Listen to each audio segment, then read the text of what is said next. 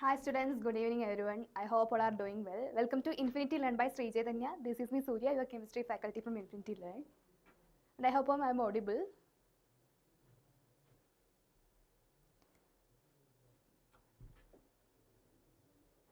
So here we are continuing with a new session about the chapter metals and non-metals. We have already completed the one-shot revision as well as the complete revision for the chapter.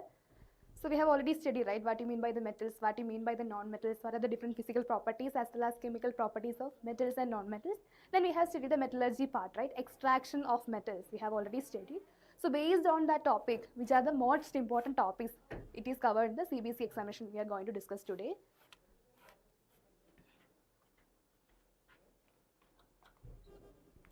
So let's start from the first repeated topic for the examination from the chapter metals and non-metals. So it's about the physical and chemical properties, right? Physical and chemical properties of the metals and non-metals. So many times they will be asking about the physical properties of metals versus non-metals, especially about the malleability, ductility, sonority and so on. So we have already studied, right? So can anyone please give me the answer for the malleability? What do you mean by the malleability of metals? Whether it is a property of metals or non-metals? So those who are watching the live, just mark your attendance here.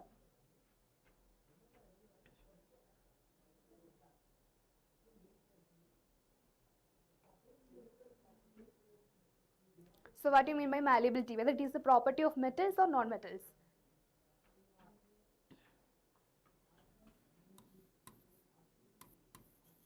So this is the property of the metals, right? That can be beaten up to thin sheets, right? Metals can be beaten up to the thin sheets. That property is known as the malleability of metals, which is not the property of the non-metals. Then what about the case of ductility? Just like ductility, this is a property of metals that can be drawn into thin wires, right?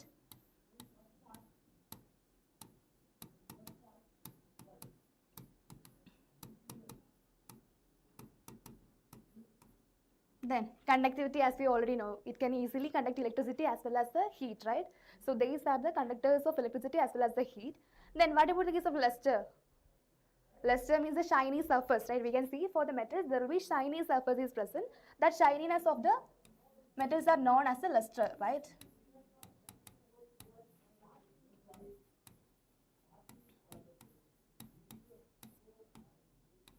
I hope you understand about the properties of metals and non-metals. So generally the metals are malleable in nature, ductile in nature, conductors and lustrous, but non-metals are non-ductile, non-malleable, non-conductor as well as non-lustrous. Clear? So many times in the CBSE examination they will be repeating the questions from the properties of the metals and non-metals itself. Then again in the case of properties there will be some exceptional cases are present, right? So chemistry is always a part of exceptions. So we know that all the metals are hard, right? But there will be soft metals are also present.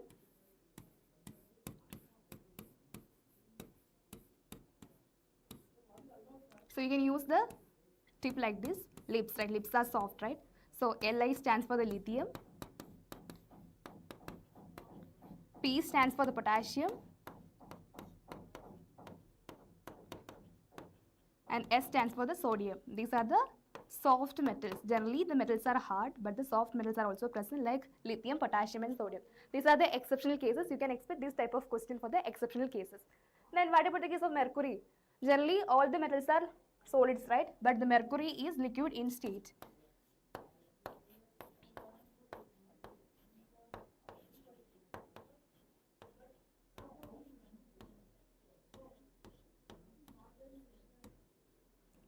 Then what about the case of iodine and graphite?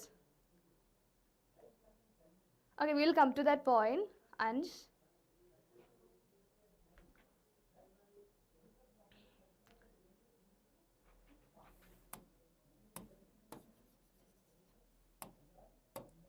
so in the case of iodine, again they are the lustrous metal, right? So graphite is again lustrous in nature. Then what about this? Yes, reactivity of metals with oxygen, water and acids. We have already studied the different chemical reactions of metals with acids, water and oxygen, right? That is also very important. You must have an idea about the complete chemical reactions.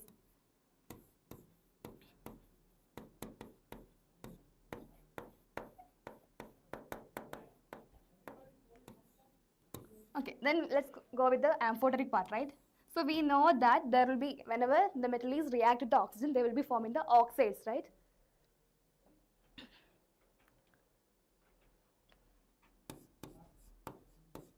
Metals will be reacting with oxygen to form metal oxides, right? So these metal oxides can be classified into three types. One is basic, acidic, and amphoteric.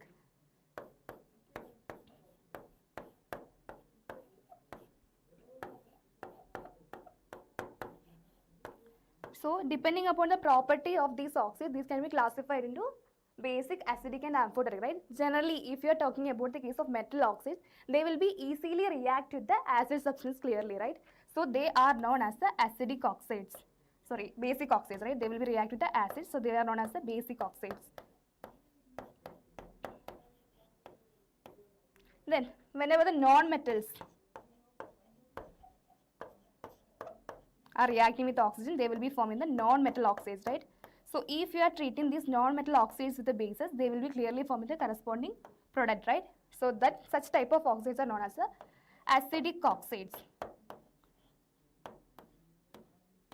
I hope you are getting my point. Then let's talk about the amphoteric oxides, right? These are the oxides that can react with acid as well as bases. It depends on the property. What you mean by amphoteric oxides, right? These are the oxides that can react with. They can act as both acid as well as bases. Is that clear?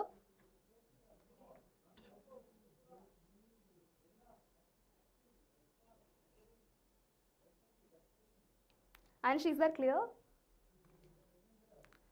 So most common example for the amphoteric oxides are oxides of aluminum and zinc.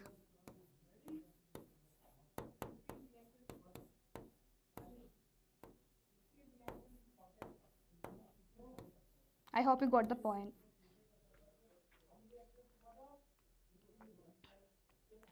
Okay, we have already studied the types of oxides, right? We have studied the metals and non-metals. So whenever the metals are react with the oxides, they will be forming the metal oxides. So if you are treating these metal oxides with the bases, they will be easily react to form the product, right? That's why we are saying that metal oxides are basic in nature. If any substance that will be easily react with the acid, they will be having the basic behavior. I hope you got the point. Then similarly, if you are taking the non-metallic oxides, whenever these non-metallic oxides are treating with the bases, they will be forming the corresponding product, right? Which means that they are acidic in nature. But in some of the cases, for example, if I am taking aluminum oxide or zinc oxide, they can easily react with acid as well as bases to form the product. I hope you understand now.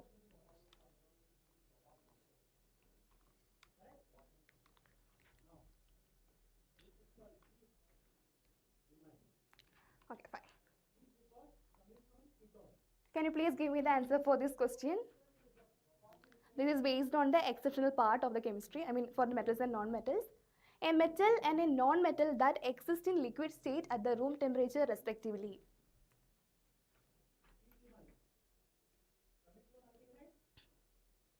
What will be the answer?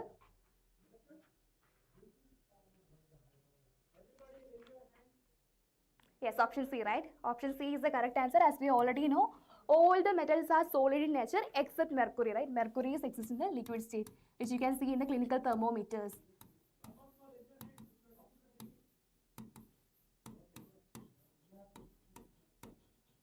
Then bromine is the only one liquid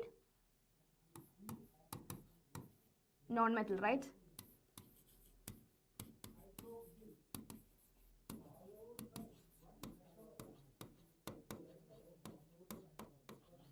Okay, I hope you understand about the difference here. Yes, mercury and bromine. Both of you are correct. Then the next important part from the metals and non-metals is the reactivity series. I hope you have idea about the reactivity of metal, right? There is a series for the metals. So you may have proper idea about the different metals in the metal series, the reactivity series. You can use any of the trick or mnemonic for to memorize the reactivity series. So based on the reactivity series, you can expect more questions, maybe 2, 3 or 5 marks question you can expect from the reactivity series itself. So arrangement of metals based on the reactivity. So can you please give me the high reactive metals in the reactivity series?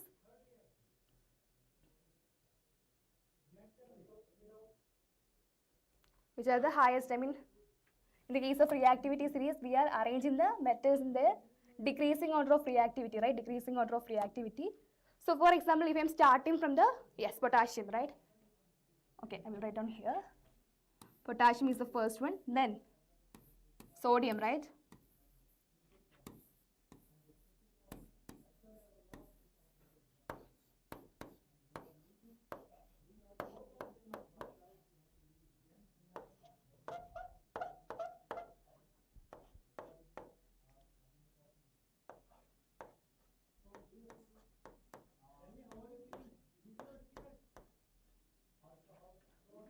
So these are the reactivity series, right? We will be starting from the potassium first, then sodium, calcium.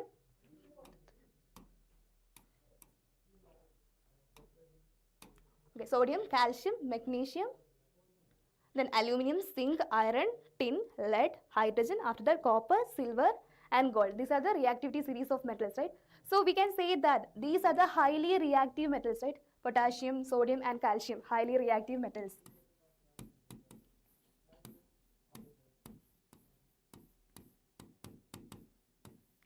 Then what about the case of magnesium? Magnesium, aluminum, zinc and iron, these are the medium reactive, right?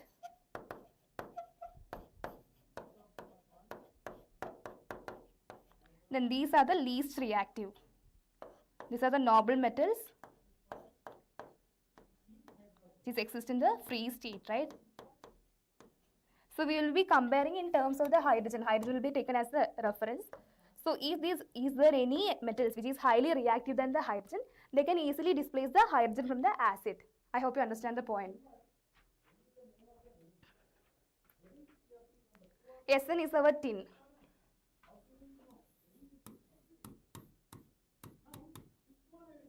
Maybe you have studied.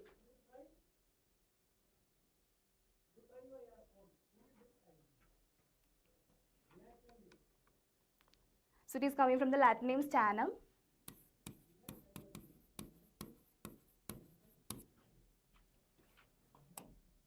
Then we have already studied the chemical reactions of the metals depending upon the reactivity series, right? So for example, okay, no issues, you can just remember like that. This tin will be come in between iron and lead. Okay. Then if I am asking about the reaction of these metals with water, can I say whether it is reacting with hot water, cold water or steam? These three metals.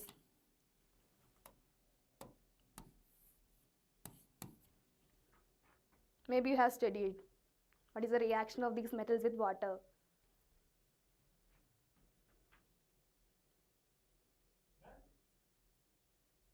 Yes, these are reacting with the cold water, right? Because they are highly reactive, they will be reacting with the cold water to form the corresponding hydroxide, right? Then what about the case of magnesium? Yes, it is hot water. You have already revised the topic, right? Then what about here? Aluminum, zinc, iron. Tin also possible. Tin, lead and also possible. Okay, till then, here.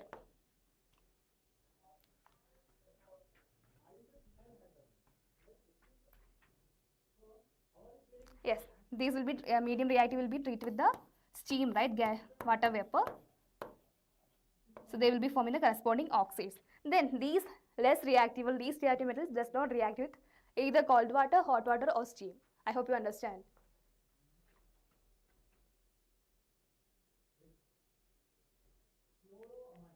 So based on these topic, you can expect many questions for the 3 marks or 5 marks. Maybe 3 marks, 2 marks or 5 marks. Okay, then you can leave the tin part there. Maybe they have mentioned the mercury here, right? After copper, the mercury is present.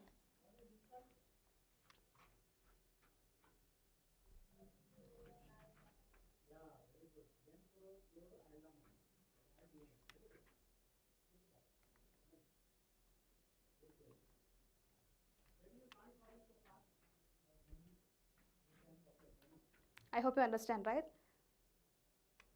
Then, okay, there is a question based on the reaction here. Write chemical equations for the reactions taking place when iron reacts with steam.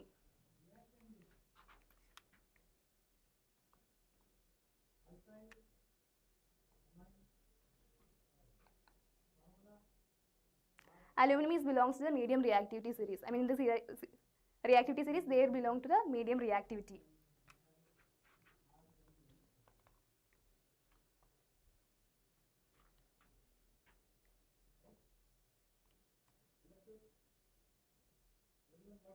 Sourya, are you sure iron react with what? Iron will be react with the steam, right? From aluminum, zinc and iron will be react with the steam. They will be forming the corresponding oxides. Only these three metals like potassium, sodium and calcium will react with the cold water to form the hydroxides.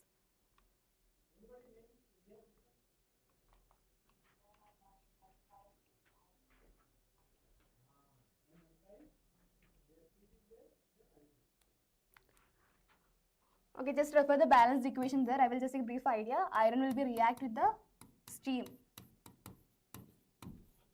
to form the corresponding oxide, Fe2O3 I think. Okay, plus hydrogen will be forming. Then magnesium reacts with dilute HCl. Magnesium reacts with dilute HCl, right? So magnesium is the metal that will be reacting with the hydrochloric acid, right? So we need to consider the reactivity series. So whether the magnesium is highly reactive than hydrogen or not. What about the reactivity of magnesium as compared to hydrogen? Whether it is high reactive or low reactive, I mean less reactive.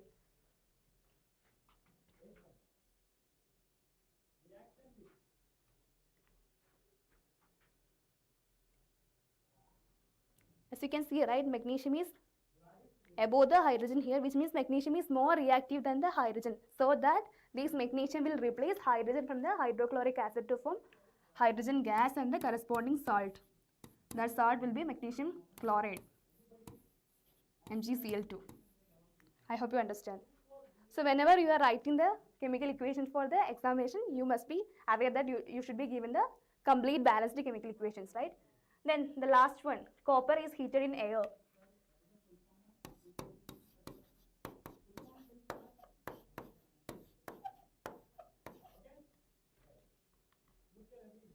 So this metal will be reacted with oxygen to form the, okay, CuO, right?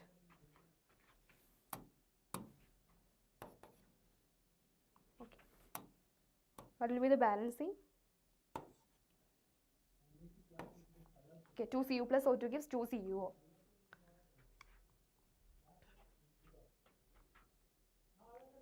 Okay, I hope you understand. This is about the chemical reactions. You can expect this type of questions. And this is repeated in the 2014 CBSE examination.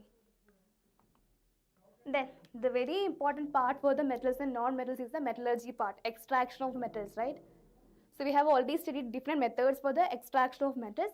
We need to identify the general principles of metallurgy. This is about the very basic part. You will be discussing later, I mean the grade 11, detail about the metallurgy part. So, this is like the basics part. We need to identify the general principles of metallurgy. What do you mean by ores? What do you mean by minerals? What do you mean by the gangue particles? So, maybe by definition, they will be asking about the definition of ores, minerals and the gangue particle, right?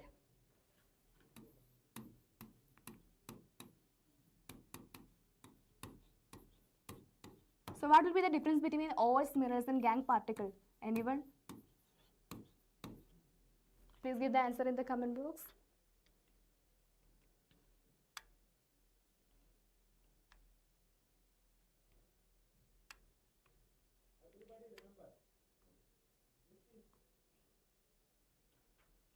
So minerals are the particles that will be contained in the metals in the Earth's crust, right? But in the case of ores, that will be, these are the minerals again, but they will be containing more percentage of the corresponding metals. For example, if I am asking about the case of iron, we know that iron will be having two ores, right? One is our Fe2O3 known as the hematite.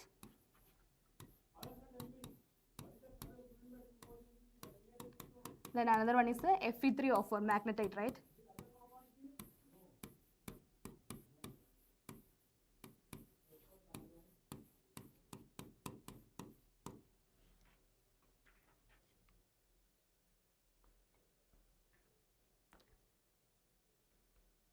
I hope you understand, right? What do you mean by the ores and minerals? These ores are again minerals, but they will be containing more percentage of the corresponding metal there. Then gangue particle means these are the impurities present in the ores and mineral particle. These are the impurities.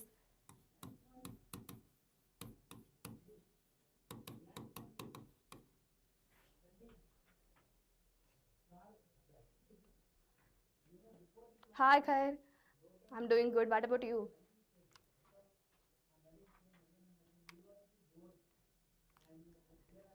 Okay, then about in the case of extraction of metals, we have studied, right? These are the ore particle, even though they will be containing some of the impurities. So we need to remove the impurities from the ore particle. That method of process is known as the extraction of metals, right? So what is our first method? Again, depending upon the reactivity series, right? So depending upon the reactivity series, we will be dividing these complete elements into the highly reactive, medium reactive, and the less reactive metals, right? So these less reactive metals can be easily extracted by the electrolysis process.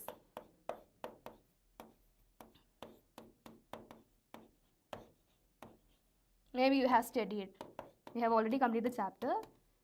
Electrolysis, right? Electrolysis means there will be two electrodes will be present, cathode as well as anode. So depending upon the charge of the cations and anodes, they will be either move towards the cathode or anode depending upon the electrolysis part, right? Then about the case of medium reactive series, we will be converting. So let's write down here. Okay. So all the medium reactive metals, right? All the medium reactive metals, they will be exist as either oxides, sulfides, or carbonates in the surface, right? They will exist as their carbonates,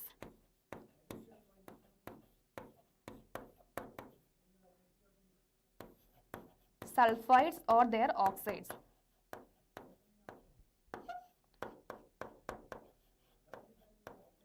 I hope you are getting my point. If not, I will explain again.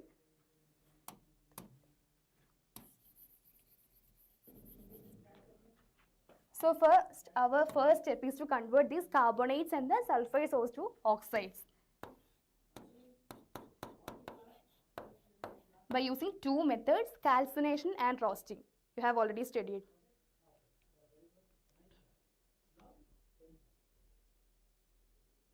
Okay, fine. So in order to convert the carbonates, we will be using the methods calcination, right? We will be heating the corresponding ores in the presence of oxygen. Okay, in the absence of oxygen, in the case of calcination, and in the case of sulfates, we will be using the roasting process, right? Roasting method. I hope you remember. Then after converting these carbonates, sulfides to the oxides, we will be using the carbon or the carbon monoxide for the reduction. So that they will be forming the pure metal. So this is the method of metallurgy. First method we need to convert. If they are in the free state, we need to convert into the corresponding metal by using the reduction process. If they are in the middle series, I mean about the middle or medium reactivity series, they will be converting to corresponding oxides by two methods, either calcination or roasting. So calcination is used for the carbonates and roasting is used for the sulfides. Yes, calcination is in the absence of oxygen.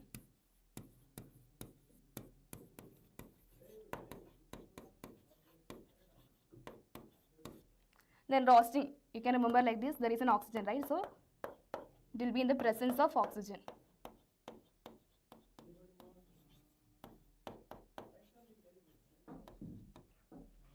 I hope you understand.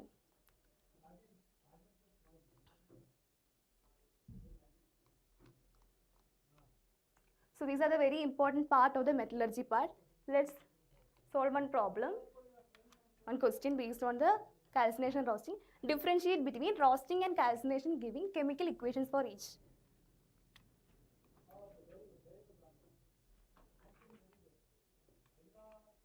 Calcination is commonly used for the conversion of carbonates into oxides, not sulfides. So if you want to convert the sulfides into oxide, we are using the roasting method. So Anthony, I hope you understand.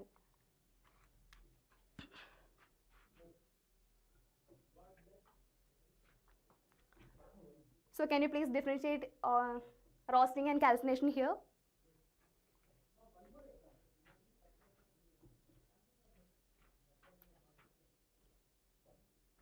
So let's start from the roasting, right?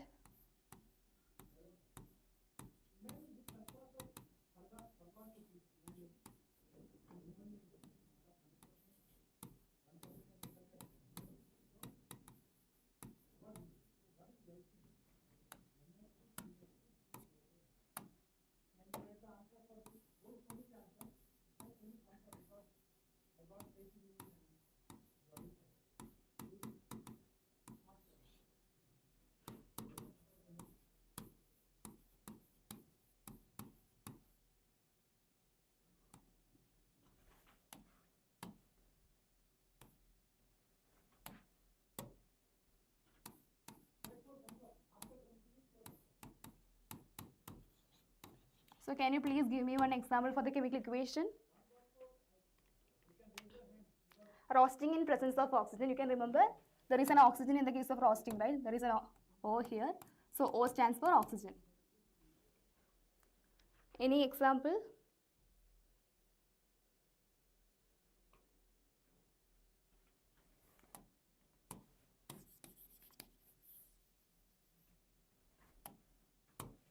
So for example, if I am taking this zinc sulfide, right? Zinc sulfide, I am heating in presence of oxygen. It will be forming zinc oxide, right? Then sulfur oxide. So you can write down the balanced chemical equation. Okay, it's already, okay, it's not balanced, right?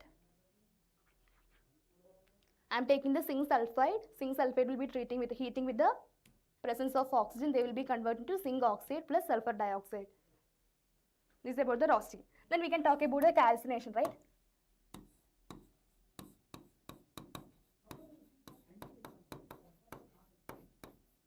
Carbonatose, right? Carbonatose.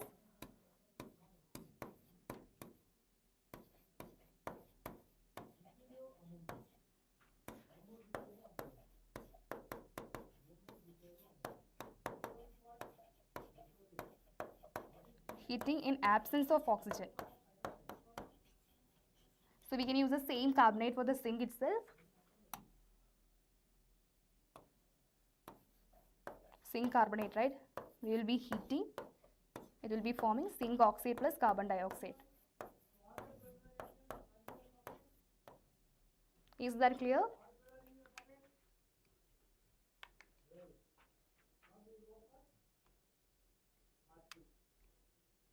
Okay, is there any confusion between roasting and calcination?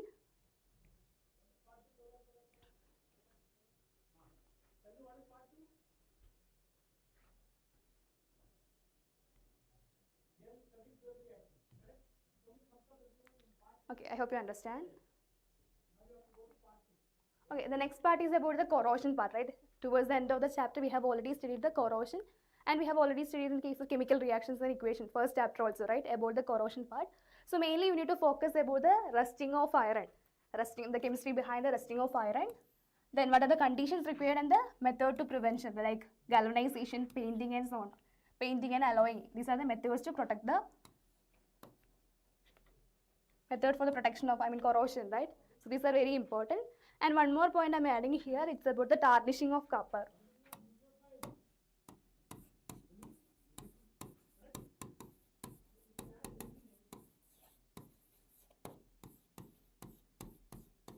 So what will be the reason behind the tarnishing of copper? You can see a green coating or blue coating over the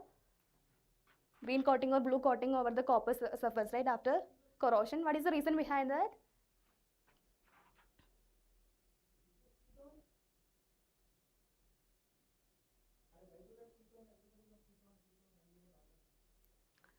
We have already studied, right, because of the presence of basic copper carbonate.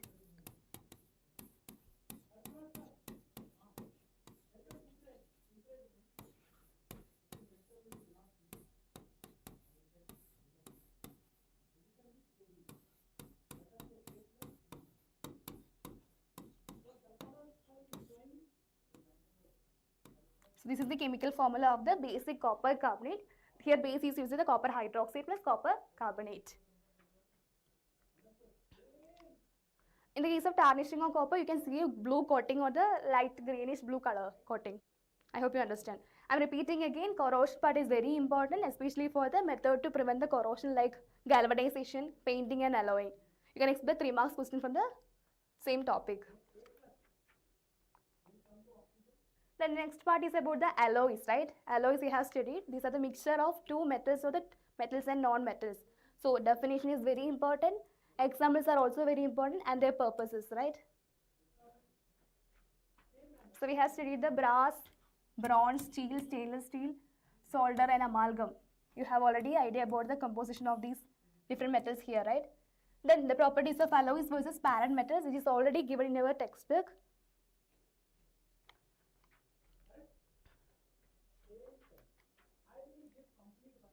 Yes, nichrome is again alloy, which is a mixture of nickel, chromium and Okay, nickel and chromium, right? Iron is also present there. So these are the common examples given in your textbook.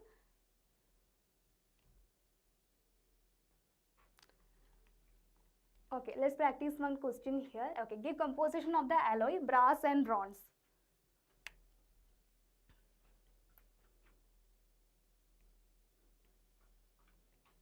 So what is the composition of brass and bronze?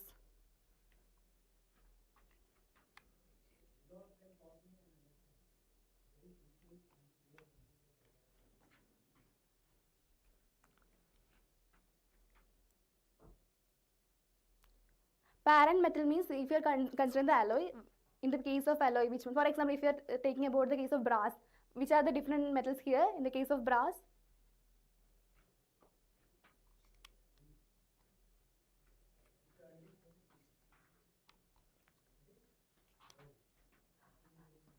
Okay, wait. We have already discussed in the last class. I think in the yesterday's class we have already discussed about the acid, base, and salt. So basic baking soda, right?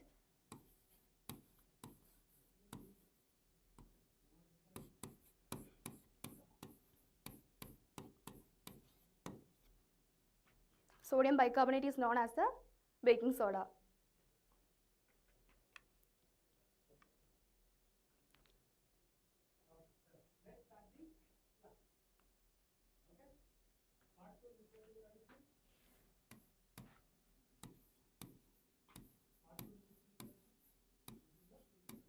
So copper and zinc are the composition of brass element, right? I mean brass alloy. Copper and zinc are the composition of different composition of this alloy given here.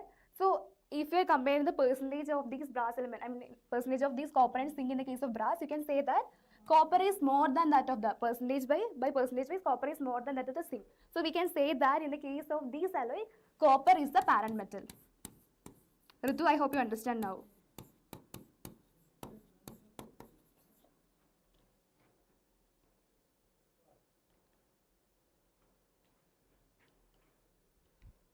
Then what about the case of bronze?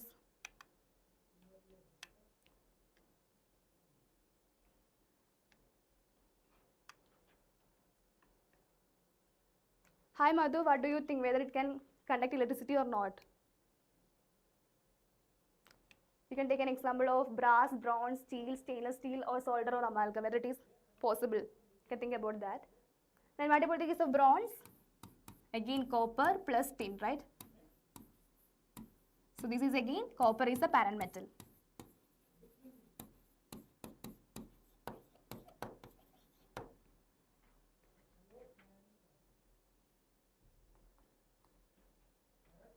Then these are the short answer type question. I have taken one example here. Why do metals conduct electricity?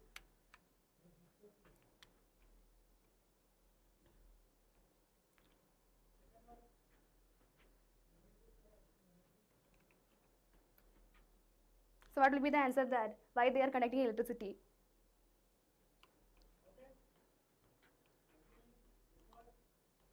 Yes, because of the presence of ions. So there will be free ions are present. So we know that metals have the tendency to lose electrons, right? Lose electrons, so they will be forming the free ions. Because of the presence of these free ions, they will conduct electricity. So we know about the first question. So depending upon the marks, you can give the answer. Then why is sodium stored in kerosene?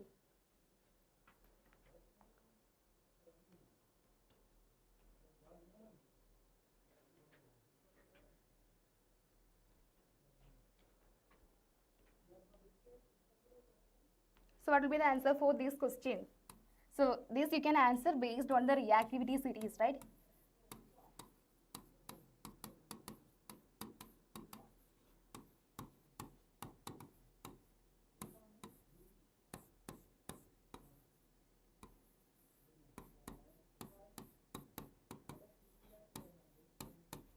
So we know that in the reactivity series, sodium and potassium are belong to the top of the series, right? Which means they are highly reactive. They can easily react with the air. So it will catch fire, right? So in order to protect from the catching fire, they will be kept using the kerosene. Clear? Yes, it reacts very fast with air, and yes, oxygen also fine. So these are highly reactive. Depending upon the reactivity series, you can explain these potassium and sodium are highly reactive. So whenever they are treating with the oxygen, they will be they will be react fastly, it will catches fire. So in order to avoid catching fire, we are we are storing the kerosene. Clear? Then what about is the last question? Why do noble metals occur in free state? Noble metals like silver, gold, mercury. Again, you can explain based on the reactivity series, right? What about their reactivity?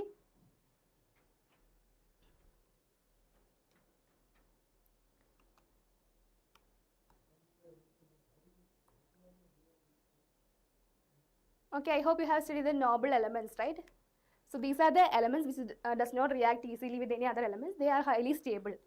So those metals are known as the noble metals, especially silver, gold and mercury. Yes, they are low reactive, right? Because of their low reactivity, they will not react with any compound. They will be exist as their free states.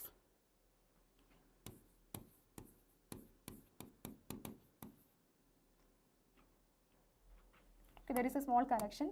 Sometimes this mercury will be exist as sulfide. So that is the exceptional case. Silver and gold, these are the noble metals.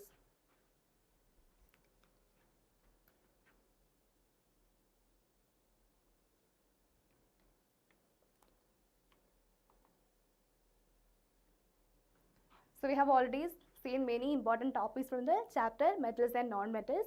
Now there is a scoring tip for the chapter.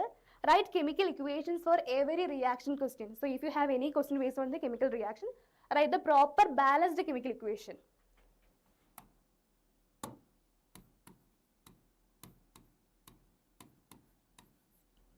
So that will give you maximum score in the examination. Then remember the exceptional cases. I have already mentioned that iron is less stress, but it is a non-metal. So less stress is the nature of the metals, but there is an exceptional case for the non-metal.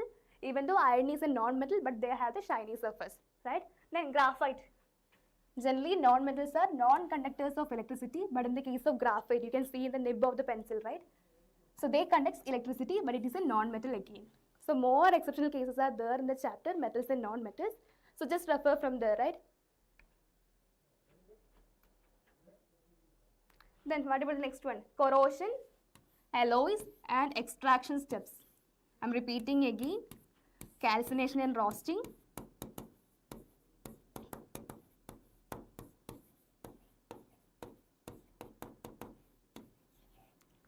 Then the electrolysis part, right? So these are very important. Electrolysis for the highly reactive metals like sodium, aluminum and so on, right? Okay, highly reactive metals like sodium and potassium. Clear? Okay, these are repeating every time for 3 or 5 mark questions.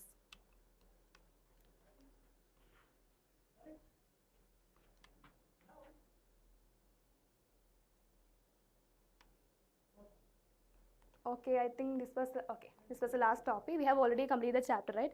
We have already seen which are the important topics that is repeated in the CBSE examination. So I'm repeating again, please focus on these topics. That will be helpful for you to score maximum in the chemistry subject for your final examination. And then we have already known about the score examination, right? So Srijatin Academy is providing an opportunity for the scholarship examination. It will be conducting on September 28. So I hope you have already registered for the examination. If not registered yet, you need to register now only. The link will be provided in the description. You need to register now.